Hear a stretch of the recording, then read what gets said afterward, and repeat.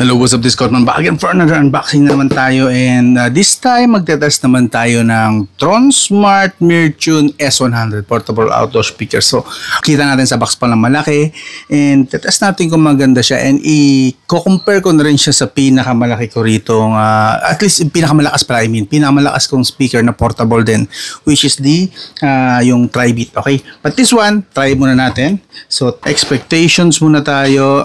Rich audio daw. Okay, sige, test natin yan. Vibrant light show. Di ako interesado masyado sa light show. IPX7 waterproof. No, this is not waterproof. This is more like water resistant. 20 hours of playtime. So, malaki ang battery siguro. Stereo pairing. Pwede siyang TWS.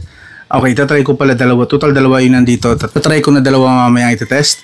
And then, customize equalizer via app. Oh, may app. Okay, good. So, aside from that, wala na tayong iba nakikita ang details. Check na natin.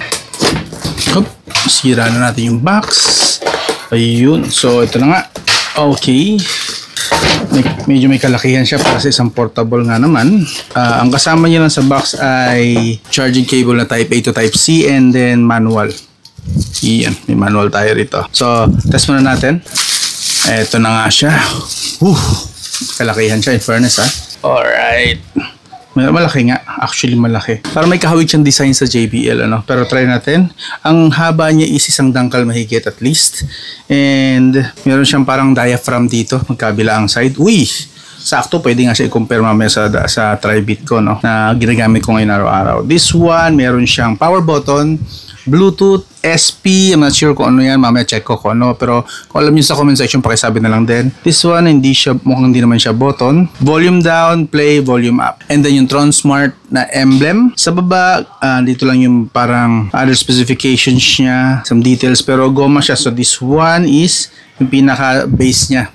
So ito, goma. Sa kabilang side, nandito yung mga ports, I believe. So yung IPX7 kasi nasisil ng goma, no? Tapos, meron tayong Type-C, USB, auxiliary, yun. Meron tayong 3.5mm jack. Meron tayong micro SD card slot din just in case na gusto nyo mag-play ng local. And then, meron tayong reset na butas. So, susundutin lang yan ng karayom para mag-reset. Just in case lang na magka-problem for some reason. So, yun. And then, this one, okay, na-adjust pala siya. Okay to, parang sa JBL nga, ano. Pero, tayo natin. Oop! Okay, so pwede siyang para mabuhat nyo. Tapos pag gusto nyo na ibalik sa dati para simple lang itsura niya, yun lang. Mukha lang siyang malaking pills. Okay, now, try natin for the first time. Okay, nagbi-blinking siya. By the way, kung mapapansin nyo, no, dito tayo sa labas na nag-test para diretso na agad. Hindi na doon sa room kasi pag sa room, matik, malakas naman talaga agad na ang audio. Sa labas tayo para at least may mga naririnig tayong ibang mga ingay, and then syempre since open siya, mas makikita natin kung gaano siya kalakas kasi nakalagay naman dito sa box. Total is outdoor speaker, so gamitin natin siya sa labas. Currently, napansin ko meron siya mga nagbi-blink. Okay, may blinker siya. So, i-connect muna natin sa Bluetooth. Tingnan natin kung mabilis ang connection. Bilis. Tronsmart Mertune S100, of course. Click natin. Pair. Yun. Okay, now let's see. Naka 100% tayo. Una, try muna natin ang normal na NCS audio muna tayo. Start tayo sa 50%.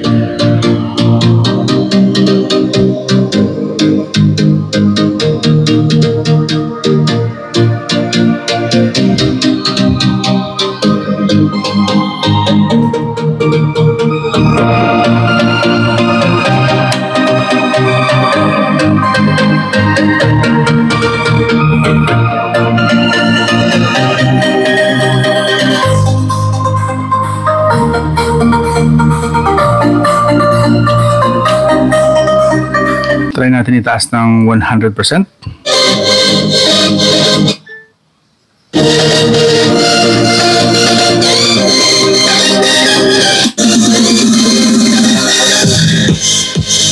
Wow! Ang ganda nun!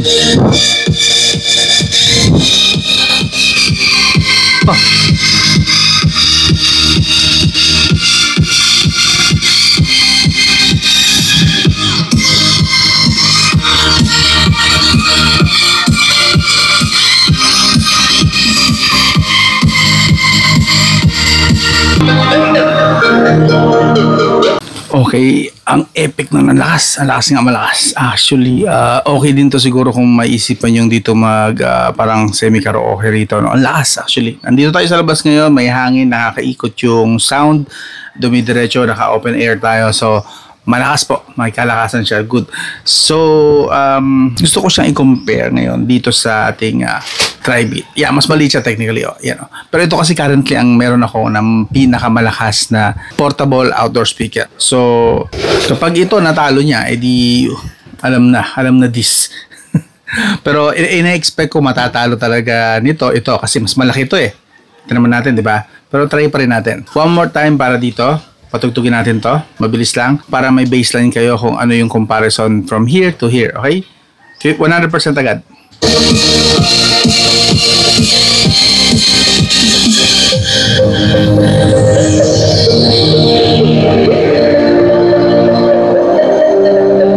Ganda, diba? Lipat mo tayo saglit. Okay. Try bito tayo yan. Ito naman tayo. Again, full volume na agad natin para sure.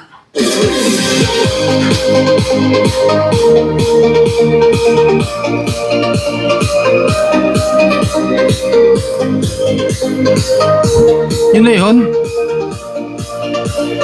Lagyan natin sa X-Bass para may laban. X-Bass. Parang bitin eh.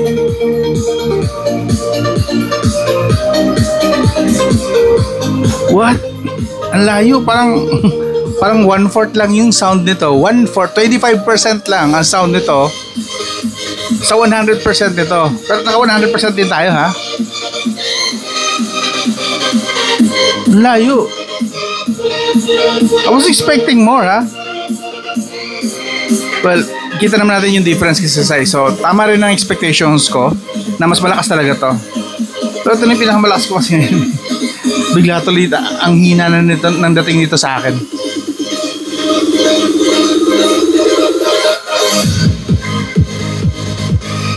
Ito yun, no? No way. So, talo na to. This is defeated. So, balik tayo rito. Ang lakas.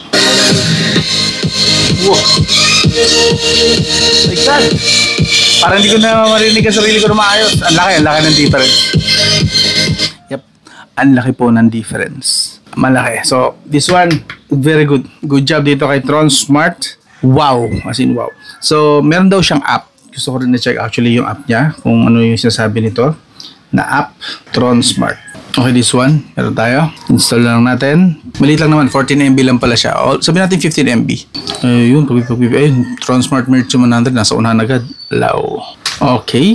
So, konting exploration muna tayo. Okay, from here, equalizer I believe. Auto power up, update firmware. Okay, naka-latest naman tayo. Pwede pala siyang i-update ang firmware dito. Disconnect and user manual. Break tayo. And then dito naman is, okay, meron tayong mga equalizer dito. We have default sound pulse. I'm not sure kung ano to. And then we have default, deep bass, classical, rock, customize. And we have also some customization just in case na gusto natin i-customize yung sound, i-max pa natin out. So, try natin naka-max. Ano kaya sound dito? Let's see. Whoa! Oh, mas lalo pa siya lumakas. Mas malakas na sa battery yun, I'm sure. Pero, ang lakas. So, pinaka-favorite ko sound itong sound pulse. Okay siya. Sound pulse.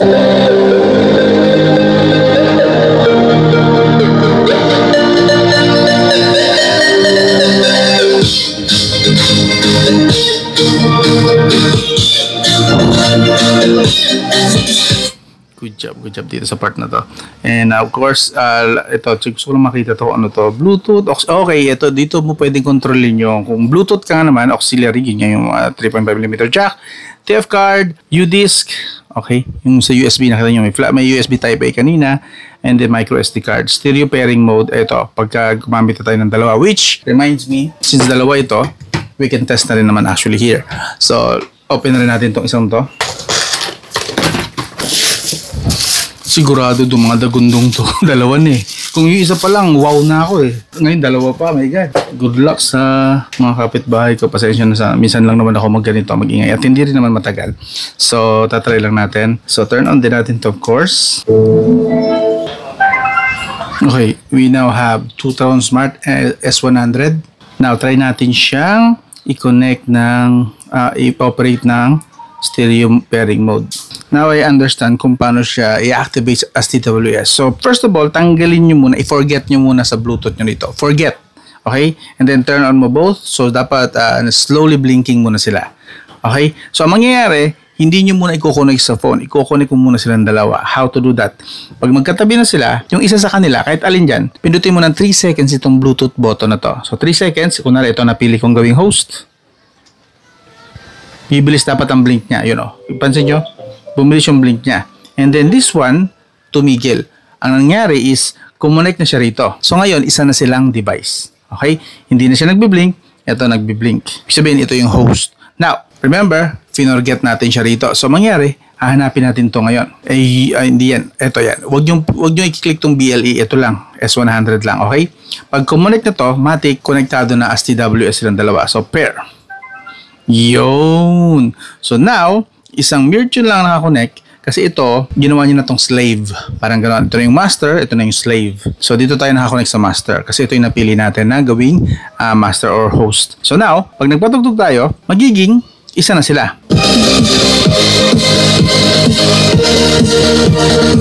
Hinaan lang natin. Okay. Yan, hinaan lang natin. So, para makita nyo lang saglit. Okay. So, para makita nyo na pareho na sila tumutugtog. Para makita nyo yung beat niya. Okay? Lakasan natin ang bahagya.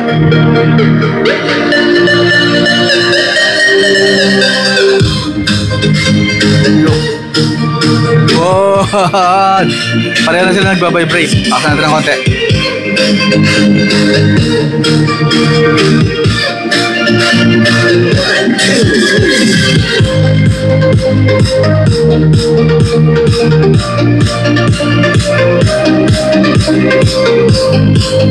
So, TWS na sila ngayon.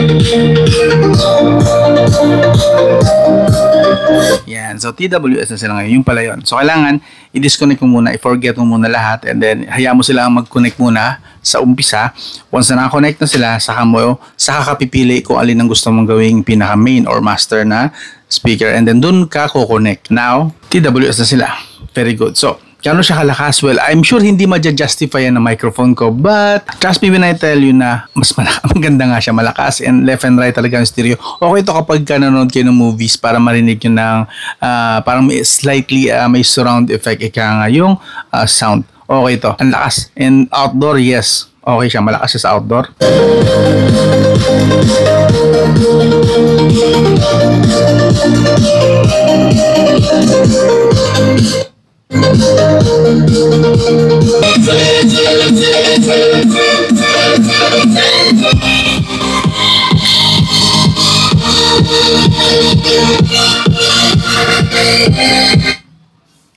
Okay. Panalo na sa akin. So, yeah. Kung bibili nyo to, ito po ang price tag niya.